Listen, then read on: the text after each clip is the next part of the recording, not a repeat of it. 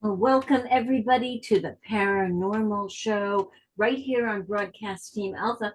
You might not be seeing us on Broadcast Team Alpha. You might be seeing us on the Conscious Awakening Network, 17 other platforms that we stream on, and 32 other platforms that we are hosted over at the Conscious Awakening Network. We do want to do a shout out to the Conscious Awakening Network, and we invite you to go check out what they're doing. You'll also find us over there. All of our shows, the Broadcast Team Alpha Show on Tuesday night, this show, the Paranormal Show, on Sunday at 9 p.m. And then, of course, there is the little brief snippet, 30-minute quantum well-being show on Friday at 7:30. That's all Eastern time. We are so excited to present this new show. This is what, like the fourth or fifth one, Augie? Yeah, yeah. So this is a new platform for us, but it has been very long in the making.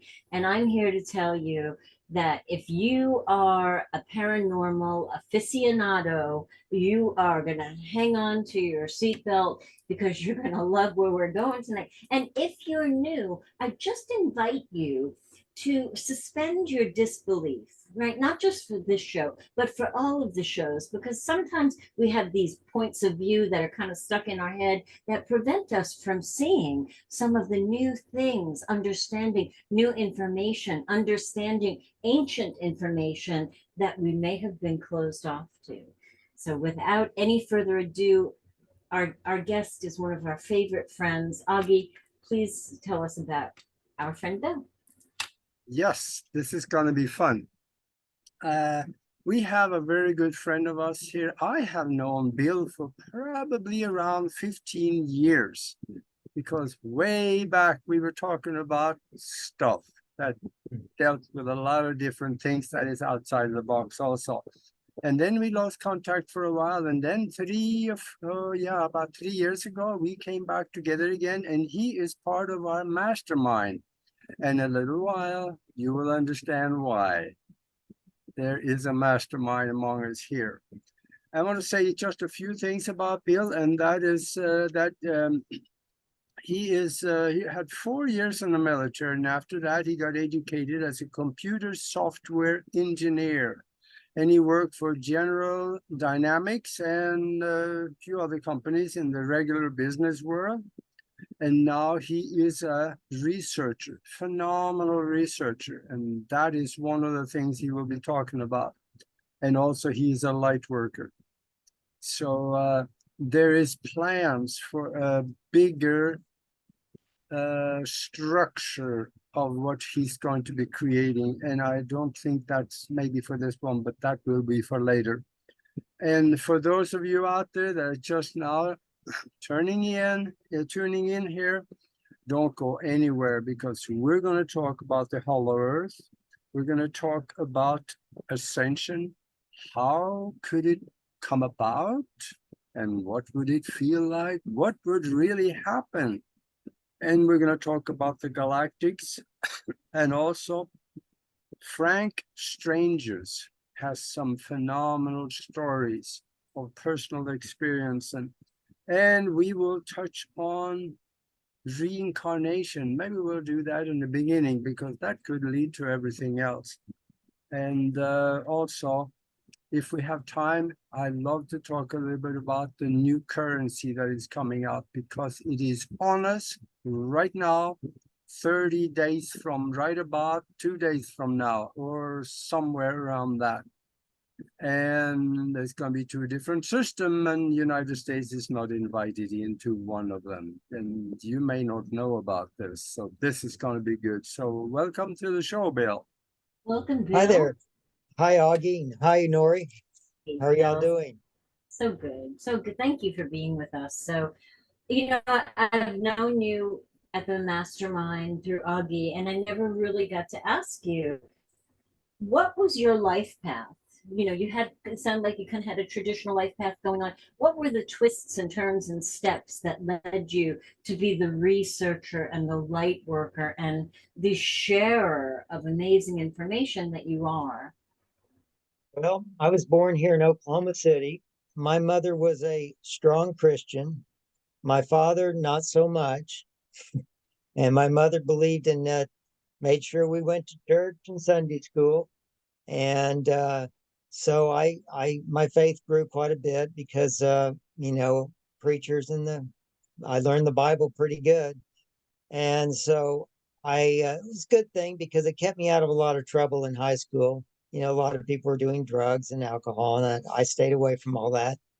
But my dad encouraged me to, tried to act like he didn't have a lot of money, and he was going to send my sister to college, and said he thought it'd be a good idea for me to join the military.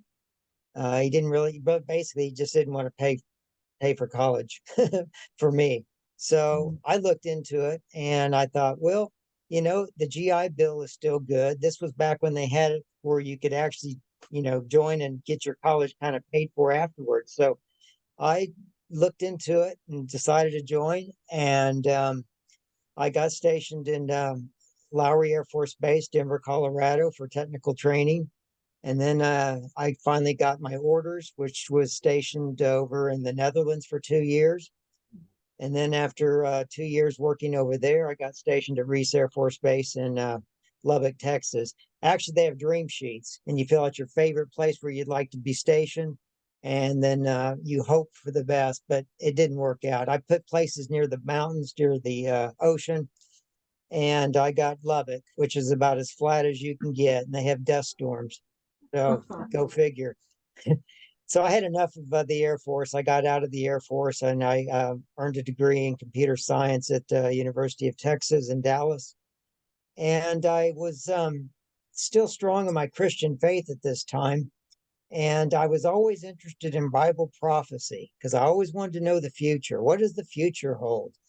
And so then what happened is I found a church, got a job over at General Dynamics in Fort Worth, worked for them for about 4 years, and I got laid off in '91. And I needed to find work, and I got work in the Woodlands, Texas. A company made me an offer called Wiltel, and they were kind of interesting because they were actually an oil and gas company, but they laid down all this pipe across the country, strung fiber, and they didn't know what to do with it because they weren't going to use it. They changed their mind. So someone suggested running fiber optic through all these pipes, and they spun off a telecommunications company, and they were just getting started. And because I had experience in the new Steve Jobs black box computer called the Next computer, if anybody remembers that, goes back years, I had experience in that, and so they hired me, and I worked at Wiltel in telecommunications for about from '91 to '96. But while I was there, my cousin was calling me all the time and telling me I needed to listen to shortwave radio.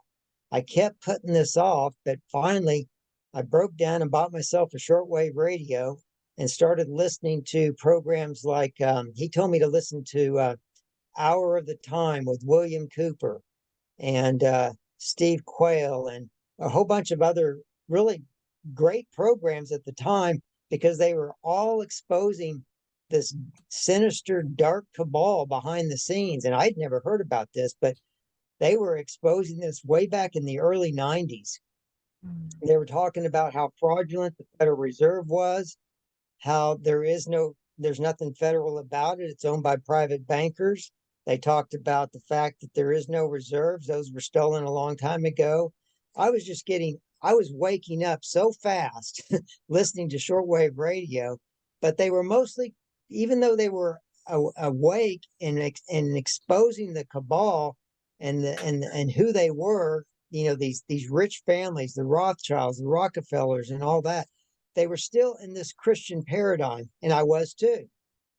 And so that just kind of reinforced my strong Christian faith.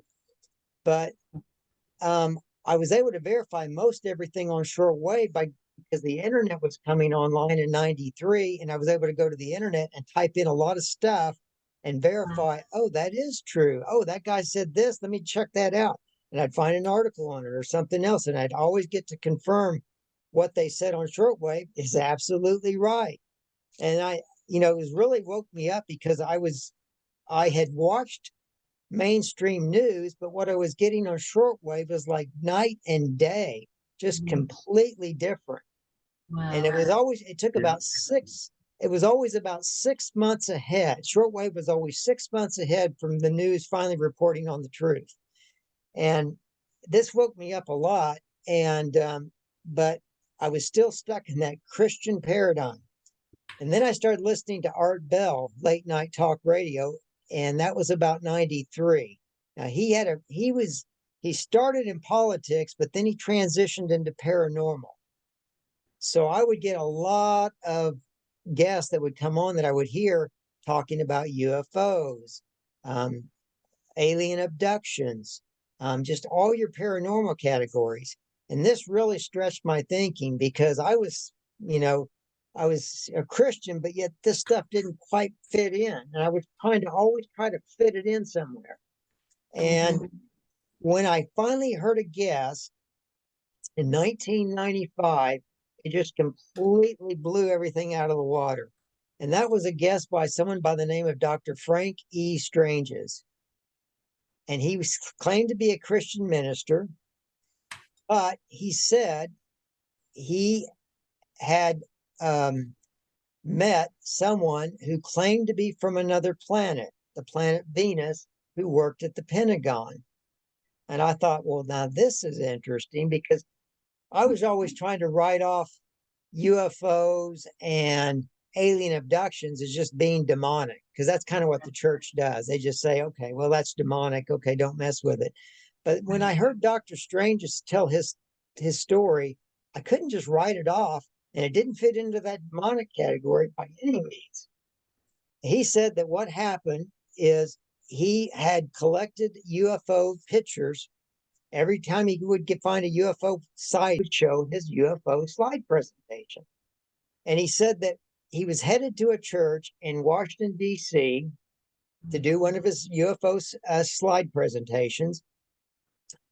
And on his way on the plane, he met someone by the name of August Roberts, and he called him Augie for short.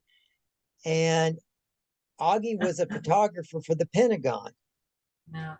And he said, Augie, how are you doing? He said, I'm doing good. And they sat together on the plane. And Augie said, hey, did you know that there's somebody that's not from our planet that works at the Pentagon? And Dr. Frank Stern just said, Augie, what are you smoking? And he said, nothing. He says, I got some pictures right here. Take a look at them. And he showed him these pictures. And he said, this is the commander. And he said, this individual is not from here. And he said, well, where's he from? And he said, he's from the planet Venus. And Dr. Strange said, well, what's so special about this guy? He looks just like a human. And Augie said, well, first of all, he can speak over 16 different languages. And Dr. Frank said, well, that's pretty unusual. What else about him? And he said, when he looks at you, it will be like he's looking right through you. And Dr. Frank said, well, Augie, now my dad can do that. What else about him? He said, well, he has no fingerprints. Wow. Now, Dr. Frank was studying criminology at the time, and he knew you could peel off your skin, but your fingerprints will always come back. So he knew that this was very unique. And he said, well, can I borrow your pictures? Because I'm going to be doing my slide presentation, my UFO slide presentation, and I'd like to present your pictures, but I'll just say what you told me, and I'll leave it at that. So what he did is he did his presentation, and at the end of it, he said, now I have some photos here. And the people in the congregation were looking at him. He said, I'm going to put them up here, and you can come up and take a closer look if you like. This individual claims to be from another planet, the planet Venus. And if you want to take a look at him, I'll have him up here, and I'm going to be signing books. So come up here, and if you want to get your book signed, I'll sign it. So one of the ladies in the audience came up to Dr. Frank and said, Dr. Frank, I need to talk to you. And he said, well, I'm busy signing books. She said, no, I need to talk to you now. And she flashed her Pentagon badge at him. So that got his attention. And he said, okay, let's go over here and talk. He says, what is it that you need to talk about? She said, how would you like to meet that individual that you just showed the picture of? And he said his jaw just dropped. And I heard this and I thought, now this is getting interesting. And so Dr. Frank said that the lady's name was Nancy Warren, and she was a secretary at the Pentagon. And she knew about the commander, and she said that she would meet him at the Capitol steps at 8 o'clock in the morning sharp. And to be there at the Capitol, she'll pick him up and she'll take him to the Pentagon to meet him. So he said he showed up an hour early, started pacing back and forth. She showed up at 8 o'clock sharp, picked up Dr. Frank, and they parked the car. And she said, well, now we're going to have to go through 2 security gates. So I want you to, first of all, she said, can you take orders? And he said, yes, ma'am. And she said, okay, I want you to do exactly what I do. We got to go through 2 security gates. And so she said, put on your overcoat. And she had an overcoat. She said, I'm going to open my overcoat and show my badge, and they're going to wave me through. And then I want you to do the same thing. Just follow behind me. So he tapped on, they were walking. And as I came up to the gate, he tapped on her shoulder and said, Nancy, I don't have a badge. How am I going to get through? She said, shut up and just do what I do. So she opened up her coat, shut it. The guard waved her through. Dr. Strange just opened up his coat, showed he didn't have anything, but he got waved right on through. And then they came up and he saw there was another gate ahead, and he started getting worried, and he tapped her on the shoulder again and said, Nancy, maybe once, but not twice. She said, shut up and just do what I do. She went up there, opened up her coat, got waved through. He did the same thing, got waved through. And he was just completely just surprised, just blown away that he didn't know what happened. He couldn't figure it out. Anyway, they went inside the Pentagon, and she said, I want you to go down that hallway. You'll see a room there with no nameplate. You're to go into there, and that's where you'll meet the commander. And so he went in there, he said, and there was a desk and 2 people behind the desk. And he tried to make some, they were just completely oblivious to him. And he cleared his throat. They still wouldn't pay any attention. So he went out and came back in and kind of shut the door, so it was really loud this time. And again, they didn't pay any attention to him.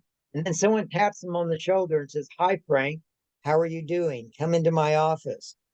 And that's where he met the commander, he said. And he said, where are you from? He said, I am from where your Bible calls the bright and morning star. And he said, oh, that's Venus. So that's correct. And he said, well, why are you here? And he said, well, I was commissioned to come here to try to see if we could enter a treaty in with the United States. And I had an offer. And my offer was to provide, I met with President Eisenhower, he said, and I offered President Eisenhower the option to have free energy, the option to eliminate all pollution on the planet, and the option to eliminate all sickness and disease. And he said that when the commander had heard that offer, he came back and said, are you crazy? Don't you know that if I were to take your offer, it would totally collapse the financial structure of the United States? Yeah. That's probably what it would do. Yeah. And so what happened is, since the commander was turned down, he told Frank, he said, what happened is your president Eisenhower asked me if I'd be willing to work at the Pentagon and share some of my knowledge with the people that work at the Pentagon. I told him Commander Val told that by the name, Dr. Frank Strange has confirmed that his name was Commander Valiant Thor. And so Commander Valiant Thor told Frank that he had told the President Eisenhower, that he had to get permission from his people first. And if he got the permission, he would come back and let President Eisenhower know. And he said he did come back. He got permission, but only to work at the Pentagon for 3 years. And he told Dr. Frank Stranges that he was at the very tail end of his 3-year stint at the Pentagon. and he was supposed to go to 4 spheres of influence: academia, scientific, the governmental, and the religious. And he said he was turned down on all 3 spheres except the religious category. And he knew Dr. Strange's was a minister. So he said, since I have been turned down on all 3 spheres and the religious sphere is the only one left and you're a minister, would you like to work together? And Dr. Frank said, yes, I would. And he says, okay, well, I will meet with you in 1 year and we will start working together. So that's Dr.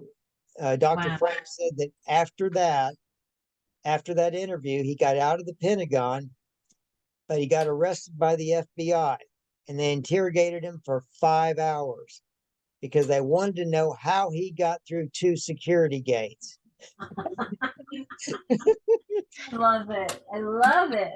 And so what happened is Dr. Strange just told him the truth. He said, I just opened up my coat and got waved through. So, No big espionage here. right. And so he said, but what was interesting is I heard him say during this interview on Art Bell that he said he was driving in Burbank, California in his car, and exactly to the date that Commander Valiant Thor said he would meet up with him was 1 year. And 1 year from that date, he was driving in his car, and in the back seat, he hears, "Hi, Frank, how are you doing?" Wow. He said he almost ran a red light. He stopped the car and said, "Get out and get in the front seat like a normal person." And he said he'd been working with the commander ever since. So when Wow. I heard this testimony on Coast to Coast, I was just completely blown away because there's nothing demonic about this, there's nothing dark about it. And I thought, well, I can't. His story is so unique and so novel. I can't believe he's just making it up. Well, he said he had a newsletter, and so I wrote to him and I said, I will. He said, if you want interested in getting my newsletter, write to me and I will get back with you. So I wrote to him and I said, I want to get your newsletter. And he said it's $100. And it said in the letter I got that I have to get it notarized, fill it out, and send it back to him. And I did. And so I started getting his newsletters. And I was making a transition from Houston because I got a new job to Colorado Springs. So I got the newsletter, but I didn't get to really, I only got one. And then I moved to Colorado Springs and then I started reading more of them. And while I was reading the newsletters, I noticed that sometimes it wasn't just letters from Dr. Strange's, but there were other messages in the newsletter that were from other beings. And I thought, well, who are these? And then it explained later that they are members of the commander's crew on board his UFO ship, which is called Victor 1. So I thought, oh, okay. So the ones I learned in the newsletter was there's a Commander Valiant Thor, and then he had 2 adopted brothers called Don and Thon. Okay. And they were vice commanders. And then there was the female Vice Commander Teal. And Teal was a beautiful singer from what I heard. And she also worked on the crew. And then there was the doc. And then there was one guy by the name of Unaya, which was like 8 feet tall. And Dr. Strange just said he was kind of like a cyclops because he only had one eye. And his one eye is right in the center of the head. That's just the way their race is. It's one eye instead of 2 eyes. But he's very friendly. And he said that every time he went on board Victor 1, this tall guy by the name of Unaya would pick him up. And Dr. Frank he was pretty heavy guy. He probably weighed about 300 maybe, or maybe 250. I mean, he's a pretty big guy. But Unai would just pick him up right off the ground, just a piece of cake when he give him a big hug.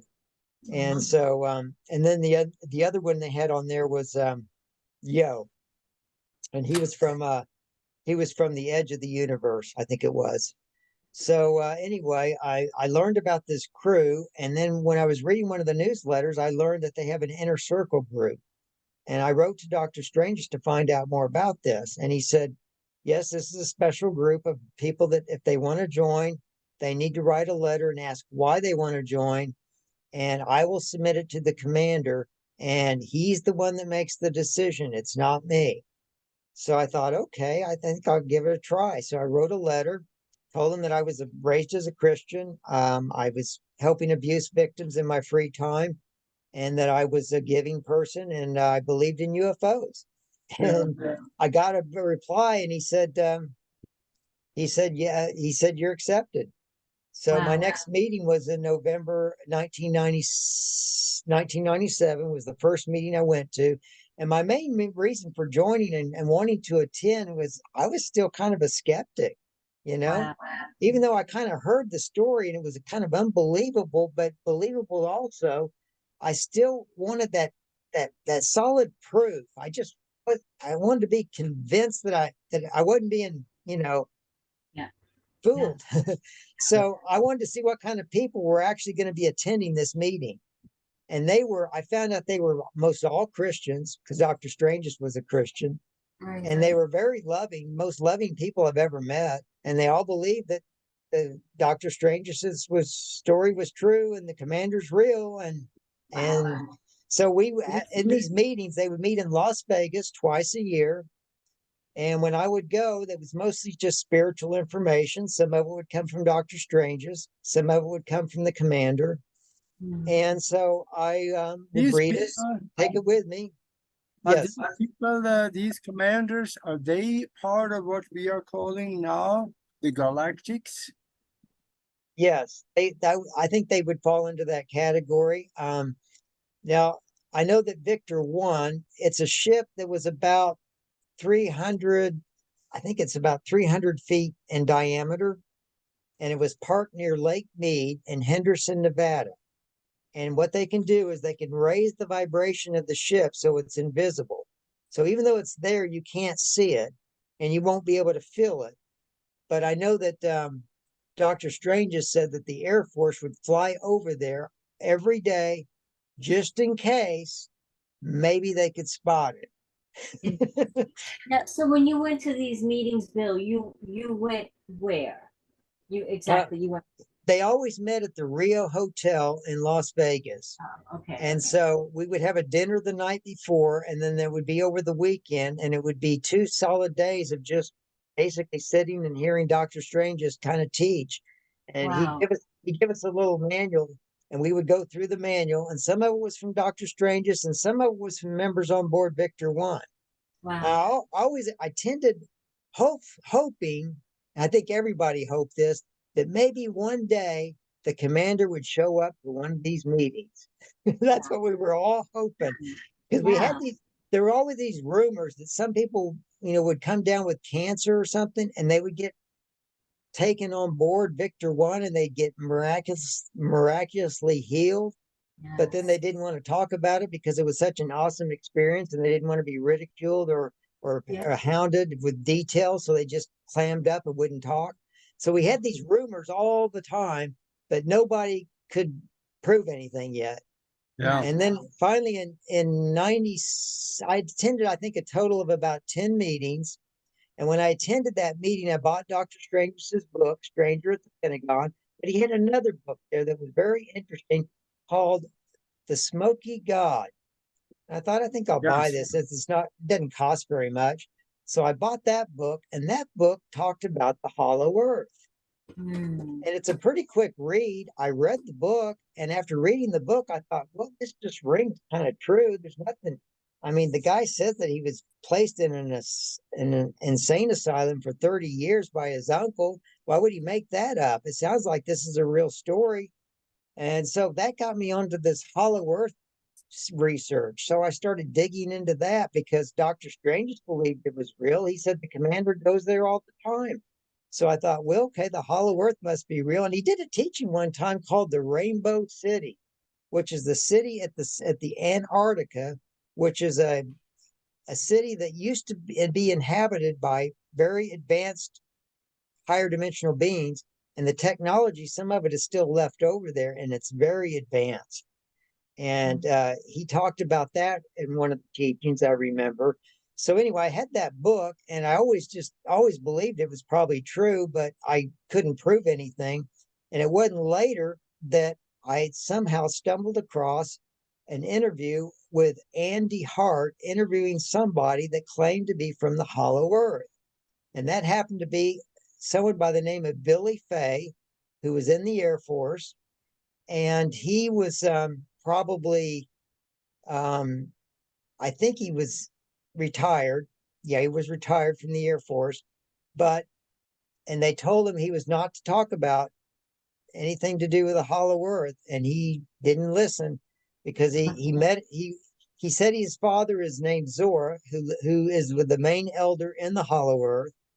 And he didn't recognize his father because when he was brought to the surface, and the way he described it is his father Zora asked him if he would like to do a divine mission with his daughter or with his sister on the surface of the planet. And this would have been back in the 50s.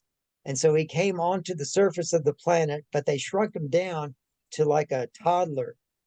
And they left him in an area where they knew he'd be adopted. So he Wow. was adopted, but he said he was abused. And then, but he was always different from everybody else because he said he was kind of telepathic and he could talk to the animals and nobody else could. And he thought that was strange that he could do that, but nobody else could. And I heard this interview with him by Andy Hart on radio, and I thought, well, God, this is just more confirmation about the Hollow Earth that must really be real. So, that made me stay in and listen to more of those interviews that she would do every Saturday. Andy Hart would have Billy Fay on. And I learned, now the way he would do this is that he would trans channel with his father Zora. So what they would do is they would do a soul swap. So Zora's takes over Billy Fay's body, and Billy Fay's soul takes over Zora's body. So whatever Zora is experiencing in Hollow Earth, Billy Fay would be experiencing that when they do the swap. And so when Billy Fay would come back after the trans channeling, he would tell us what he got to experience in Zora's body. So in Zora, and it was always things like in the Hollow Earth, I learned that through Billy Fay that they're a fifth dimensional society. Everything is conscious. So, I mean, they talk to the trees, they talk to the animals. That's all done. Communication is telepathic, and everything is in perfect harmony. Everything works perfectly. And one thing that's kind of interesting, this was confirmed through Billy Fay and the Hollow Earth book, is that the trees, before they grab some fruit off the tree, they first communicate to the tree and ask permission to take one of the fruits. And if the tree says it's okay, then they take the fruit. They do always permission first. And according to Zora, when he came on through Billy Fay doing the trans channeling, he said there's dinosaurs, they're friendly. You communicate with the dinosaurs just like any other animal. They have gigantic spiders, but they're friendly and you communicate with them. All your like primitive animals like the mammoth and stuff that we don't see anymore, they're all in the Hollow Earth. Bill, let me ask you a question. How did Hollow Earth become inhabited? Like, how did that begin? Well, that's an interesting story. According to Zora, the during the time of Lemuria and Atlantis, Atlantis struck Lemuria and sunk the continent. And that continent went under the ocean, but before it did, there was quite a group of individuals that knew that their continent was going to sink. But the big question was when that deluge happened, that big destruction of their planet, it created so much fear that they knew that the vibration on the surface of the planet was going to drop. It was at a 5D frequency, and then it had already dropped down to a 4D frequency, and they knew it was going to go to a 3D frequency. So what happened is they decided that they were going to go into the Hollow Earth. And according to Zora, all planets are the way they're created hollow. Every planet, even our moon and the sun, are hollow. And Zora says that our sun is not hot, it's cold. But he said there's a hologram in front of it that makes it look like it's hot. And when someone asks Zora, why is that? He says it's to keep you away from it. That makes sense. Yeah. He says, we don't want you coming toward the sun. And so we have a hologram, and that's what you're going to see. And it's going to look like it's hot with molten everything. But he said it's not really hot. It's really like another planet. And so, and it's hollow as well. And there's beings that live inside the sun, and they're called the Hathors. Wow. And Wow. so Zora really filled me in on all the missing stuff. I got clued in about the Hollow Earth reading the Smoky God, but Zora kind of filled in all the pieces for me. Mhm. Are you And still in touch with the people, all of those people with the what's that? meeting? Are you still, sorry, let me get closer to my mic. Are you still in touch with all of those people? Yes, I am. They You do. are. They do a call about every other Saturday, Sunday now. They were doing Saturdays, but they switched to Sunday, so it's like every other Sunday now. I like the earlier times when they had their calls because Zora came on more and did a lot of Q&As, and so I got to learn a lot because of the Q&As that people would ask. But Zora did say that there is going to be we're coming to disclosure, and he said it's very getting very close. He believes it will happen in the next. I think he thinks it's going to happen before the end of this year, Mhm. and he says that the way it's going to work is that we already have. He said they already have the Galactics have their ships parked in certain locations, just like Victor One in Henderson, Nevada, where it was made invisible. They have UFO craft in different locations all over the planet, and they're actually landed and they're on the ground, but you can't see them. Right. And he said, what's going to happen is when there's going to be a decloaking, these ships will be visible. And he said, when they are, that then disclosure happens. He said, these ships are going to be used for healing. And he says they're not going to be in the major cities, but out in the rural areas. And he said what these are going to be used for is to heal those first with missing limbs. Next is going to be those with diseases like cancer and stuff, but mostly children first, and then the adults would be next. And he said they have the ability to heal anything. So now we've also heard that there's going to be a technology called the med beds that's going to provide this technology. The Mhm. Galactics already have this technology on their UFO chips, and it's going to be easier for them just to land the ship and you go on board and use it and then go off. You don't have to worry about locations, getting it set up, managing it all, and that will happen eventually, but it's just going to be so much easier to have it on the ship because we know there's a dark element on this planet and they're going to try to destroy them. I'm So, wondering, now we are going after disclosure, Earth is going on, but how does this coincide with this ascension to higher vibrations that we are going through? Okay. Well, what happened is after I learned about Dr. Strange's and his meetings, and as well as now I want to mention real quick, Augie, before I talk about this ascension. When I was on board trying to determine whether Dr. Frankie Strange's was the real deal, he had some stories that really did just convince me for sure that he was telling the truth. One, he had 4 near-death experiences on his life to take him out. But the main thing was these novel stories that he would tell that I just knew that he couldn't be making this stuff up because they're just too creative. And one of them was he said when he went on board Victor One for the first time, he said what happens is you have to disrobe, take off your clothes, you go through a decontamination spray, and then your the onboard computer will size up your body. It takes measurements without automatically, you don't have to do anything, and it spits out a uniform in seconds that will conform perfectly to your body. And wow. he says you put that on and it will completely hug your body with no seams. It just completely seals itself. And he said while he was on there, he put on one of these suits after he got decontaminated, but he had to go to the restroom. And he didn't know if they had restrooms on UFOs. Right? So he heard them kind of giggling because on Victor 1, they're telepathic and they can read your mind. And they knew what he was thinking.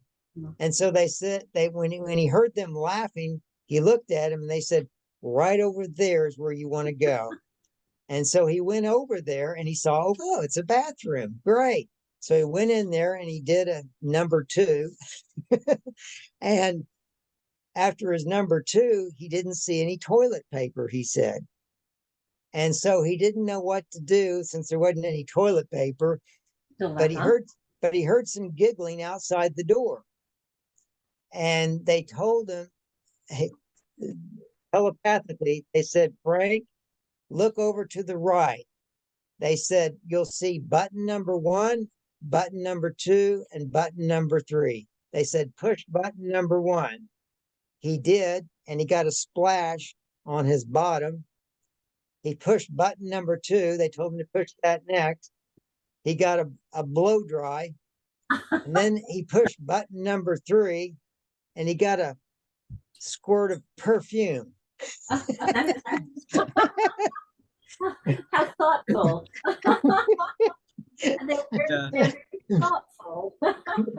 And he said when he got out of there, he said they were laughing. And he said that when he got out of there, they asked him, would you like to take one home with you?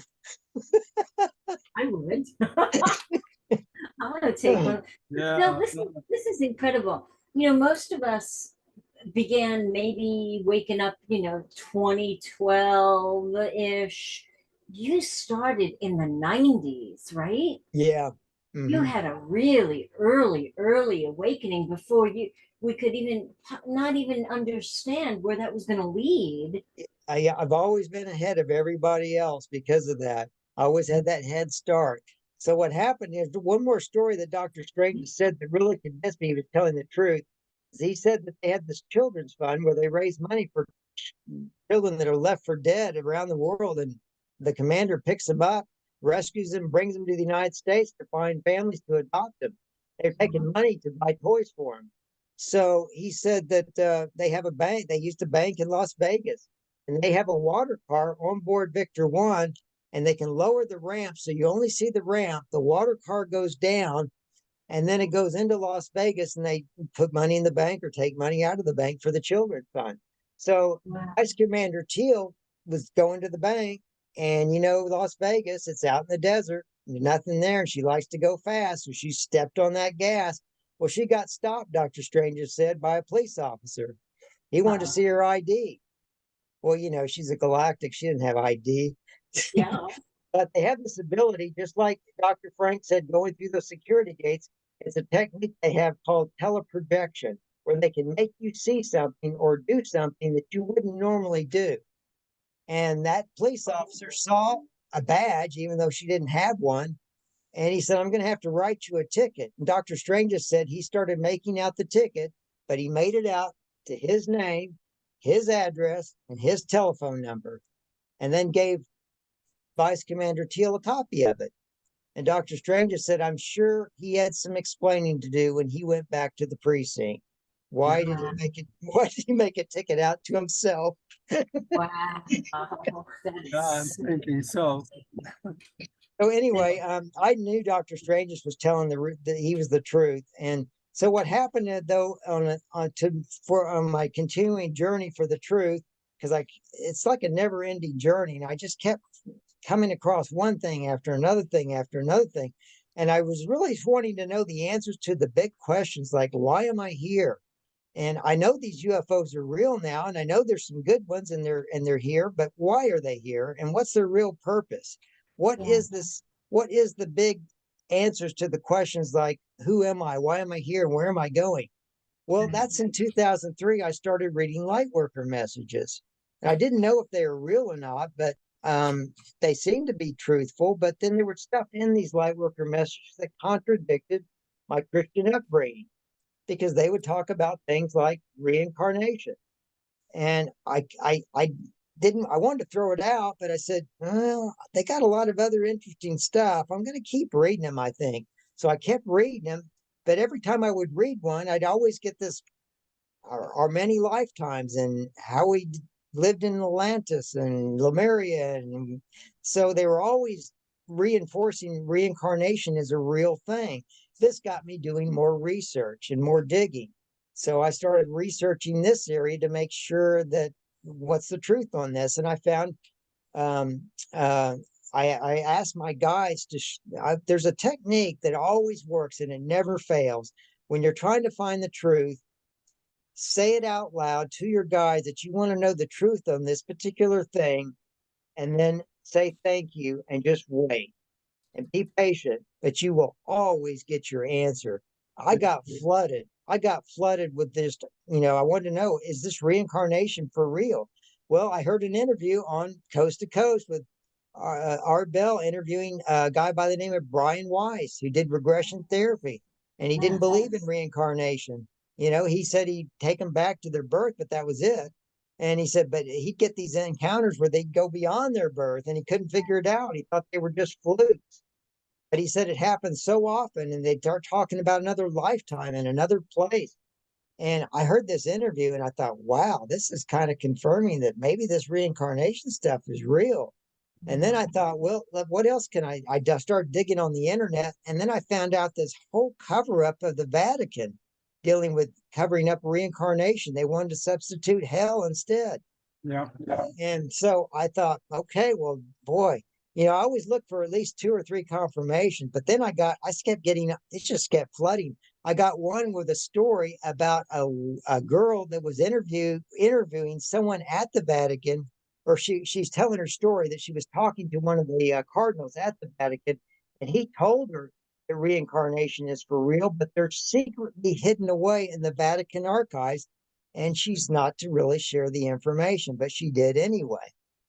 And I thought, oh, now that's interesting. Sounds like a big cover up.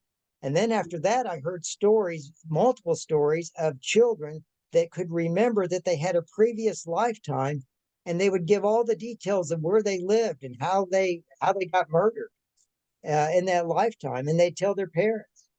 Wow. And their parents were able to confirm the story and all the details in the city they grew up in. They saw the signs, the house, everything. So I was convinced. I said, okay, these light worker messages is right about reincarnation. I'm convinced. Okay, but then that got me thinking, if Christianity was wrong about reincarnation, what else is it wrong about? And that's when I started doing more research and finding out there's all kinds of omissions and things. And then when Zora came on when I was listening to one of the calls, and he said that Billy Fay was studying to be in the seminary. And he was in a church in Louisiana, and he actually had a trip over to Israel to speak to a rabbi. And the rabbi showed him the actual Dead Sea Scrolls and interpreted what it said in the book of Genesis. And it said, and Billy Fay gave the exact quote. He said, it said, "Let us create man in our image and our likeness, with our powers and abilities." That part was omitted. And when Billy Fay went back to his church in Louisiana and told the congregation what he was told by a rabbi in Israel of what the Dead Sea Scrolls really said, that we were created in God's image and in his likeness with their powers and abilities, that the pastor of that church told Billy Fay he needed to move on. They didn't need him there anymore. And he decided to not go into the seminary. He abandoned that altogether. So, so anyway, my truth seeking kept going, but the main thing that I got out of the Lightworker messages was there's a constant theme over and over and over, and that was about ascension. And that this planet is ascending to a higher dimension. And I knew that reading every message, it just always was about ascension. We need to raise our vibration. And I didn't know exactly what dimensions were, but basically I learned that dimensions is just simply you can think of it as a window of frequencies. So you have a window of frequencies for the 3rd dimension, a window of frequencies for the 4th, and another window of frequencies for the 5th. And in that range of frequencies, the physics is a little bit different. So you have the physics for 3rd dimensional realm, and then you have kind of like for instance, the time and the law of attraction is very slow in the third dimension. There's a lag time. Mhm. But when you move into the fourth dimension, everything is faster and it's kind of a quasi time. And you can kind of relocate to different places really fast. So the physics is a little bit different in the fourth dimension. And in the fifth dimension, it's even different there. There, when you try to manifest something, it happens instantly. So there is Wow. no. So I learned by reading these Lightworker messages that it's very important to control your thoughts because you are a creator. And that's what the Lightworker messages teach. You are a divine, multidimensional creator, and you need to watch your thoughts because you're creating all the time. Yep. And so what happened is, as I said, okay, I gotta now the main thing you got to learn to control is not just your thoughts, but your emotions, because it's Yes. your emotions that really do the manifesting, that really do the creation. You've got to get your feelings involved, right? So when you get your feelings involved, that's what really causes the manifestation. So you really want to make sure that you've got high vibrational feelings all the time. So this is something you have to learn, and you just got to practice being kind of conscious of your thoughts and your emotions throughout your life, kind of as you're living, kind of monitor yourself and be observant. And it takes Yes. a while to kind of train yourself to do that because so much of the time we get wrapped up in the drama of life and we actually don't think about our thoughts and our emotions, and we get caught up in that drama and we get in an argument or we do whatever, and it lowers our vibration. So I Exactly. started practicing this really early on when I read the Lightworker message. I need to watch my thoughts, watch my emotions, and work on raising my vibration because that's the key if you're going to be ascending. Now, there's kind of a controversy right now that I'm finding out about, do we take our bodies with us or not? Because I'm still unclear on that. I heard early on, I always read the Lightworker messages. They would say you would cross over a rainbow bridge and you would take your body with you. But that's why you need to raise your vibration. But now Mm. I'm hearing no, our physical bodies can't go because they won't survive. There's a voltage in the fifth dimension that is much higher and it would just explode our cells and our physical body can't go. So I'm hearing what'll happen is we'll have like an instant incarnation into a new light body of some kind, or we'll take one of our higher, since we are multidimensional, we have these other bodies that are, some of them are in the higher dimensions than the third. We have the physical body in the third dimension. We have an emotional body and a mental body and an etheric body.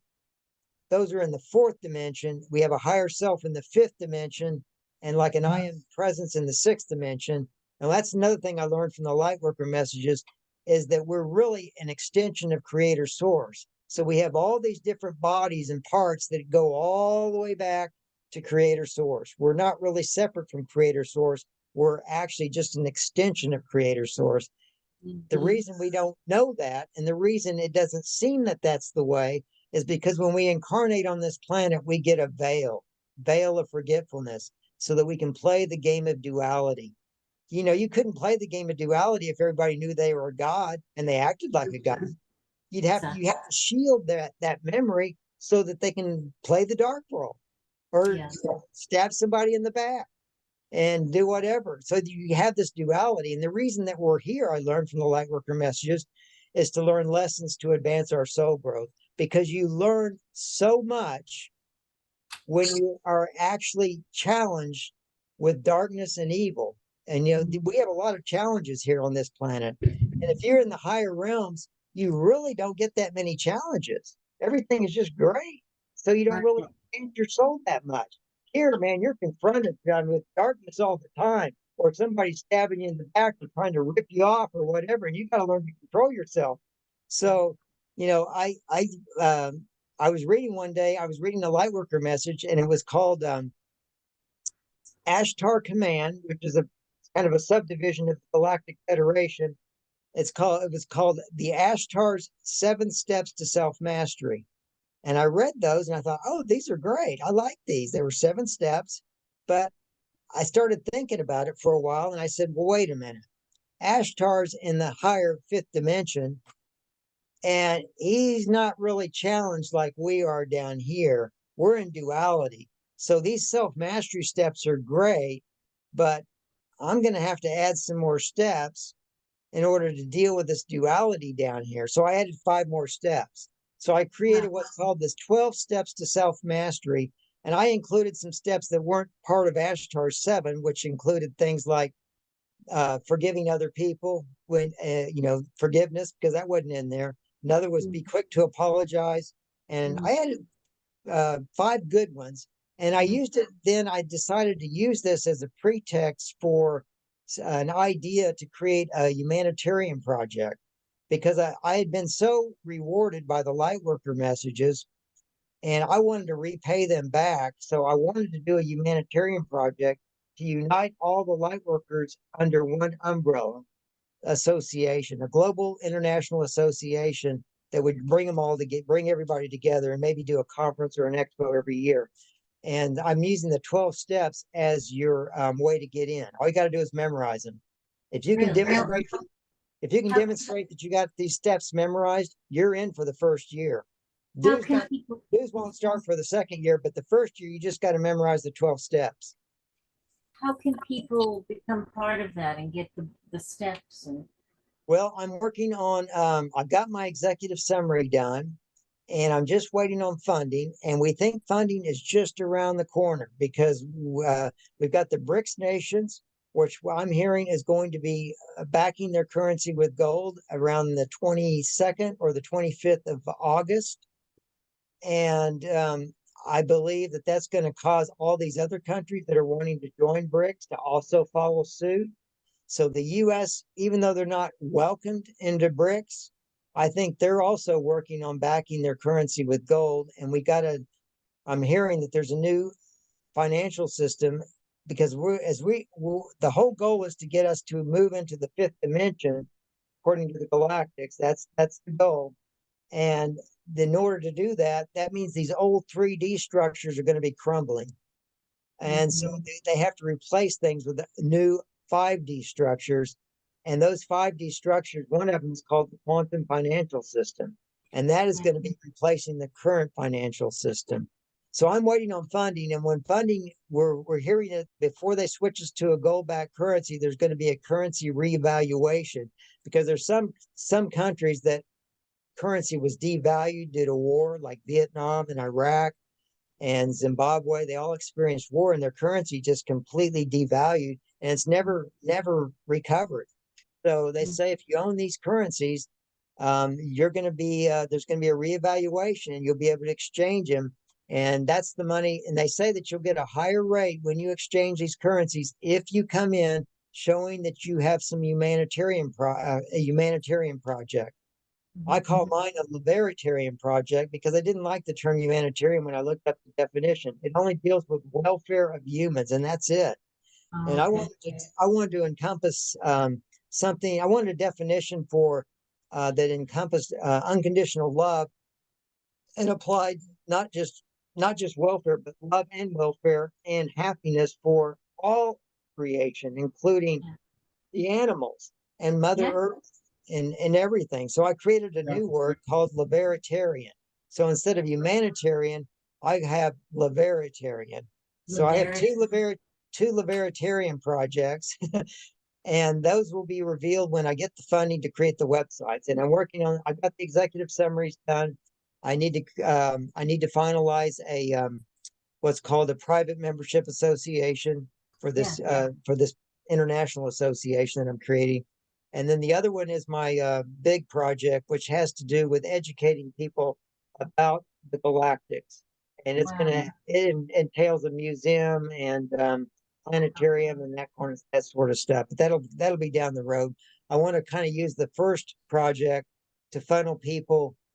People that join the first project will be great candidates to be moved into if they want to be part and work into the second project that I have, because I'm looking for higher consciousness people to be part of this galactiplex that I'll be creating. So That's right.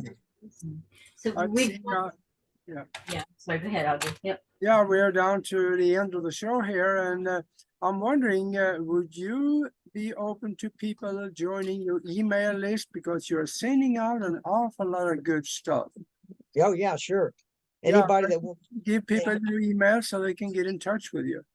yes, just tell them, okay, my email is wmee@earthlink.net. wmee@earthlink.net. And just tell them to put in the email, I want to join your email list. Yeah, that'd be And good. I'll add them to the list. Okay, sounds good. And I learned a long time ago that when you're in the presence of excellence, I want to listen more than I talk. So that's why they gave me 2 ears and 1 mouth. You know, you got to remember that.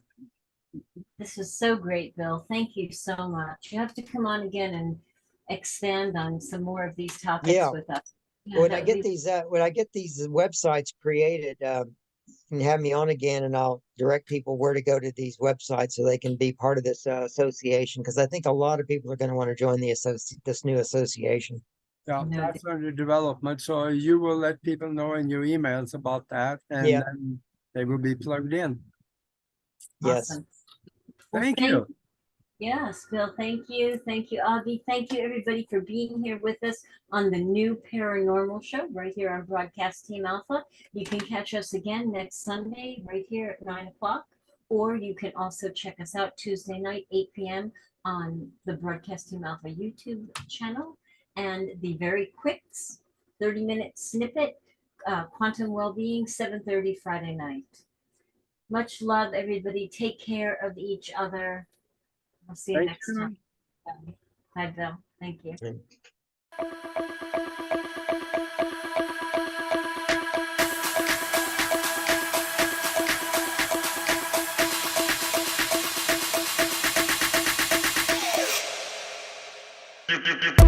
You